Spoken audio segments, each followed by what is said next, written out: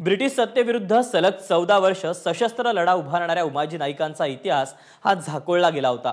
मात्र आता उमाजी नाईक यांचा इतिहास नव्याने समोर येणार आहे। पाहूया त्या संदर्भातला माझाचा एक विशेष रिपोर्ट।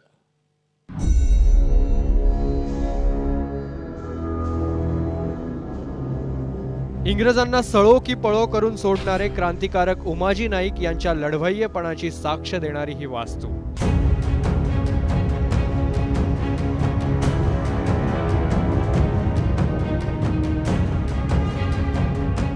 स्वतःचं सैन्य उभं करून उमाजींनी 14 वर्ष इंग्रजांना कडवी टक्कर दिली।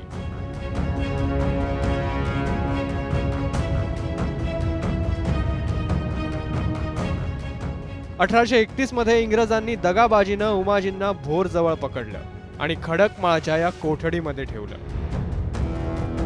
3 फेब्रुवारी 1832 ला उमाजी आणि त्यांच्या 2 सहकाऱ्यांना इथंच फाशी देण्यात आली।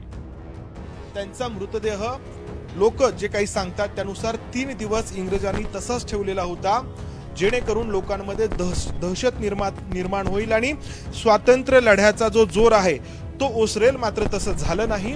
अशा प्रकारच्या 6 कोठड्या या ठिकाणी आपल्याला पाहायला मिळतात। उमाजींना फाशी दिल्यानंतर इंग्रजांनी त्यांचं प्रेत इथल्याच पिंपळाच्या झाडाला 3 दिवस लटकत ठेवलं होतं आणि याचं कारण होतं लोकांमध्ये दहशत निर्माण व्हावी। पण झालं उलटच।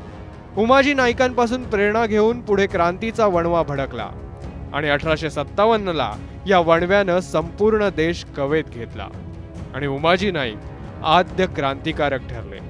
संपूर्ण लोकांपर्यंत हा इतिहास पोहोचावा आणि याची खूप मोठी सुधारणा काहीतरी व्हावी की क्रांतिकारांनी इथं काहीतरी केलं या पुण्या ठिकाणी आणि मोठ्या संख्येने समाजाने इथं पर समाजाने बी येऊन या उमाजी नाईकांचं काहीतरी की या पुण्यात की कुणाला कळत सुद्धा नाहीये की या ठिकाणी फाशी दिली। उमाजींचा हाच जाज्वल्य इतिहास आता कारागृहाच्या माध्यमातून आजच्या पिढीसमोर आणला जाणार आहे। लवकरच हा परिसर आणि या कोठड्याही जतन केल्या जाणार आहेत।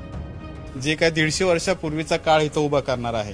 प्रशासनाचा आम्ही पाठपुरावा करून आम्हाला सकारात्मक भूमिका मिळते, त्याला निधी उपलब्ध आहे आणि त्यावेळेसचं जेल असेल, त्यावेळेसचं कोर्ट आहे, ते फाशी दिलेलं जे झाड आहे तर त्या ठिकाणी आपण आहे तसं रिस्टोर जतन करतोय आणि ते पुढील काळात आपण लोकांना जे युवा पिढी आहे त्यांच्यापर्यंत इतिहास पोहोचवण्याचा हा आमचा प्रयत्न असेल।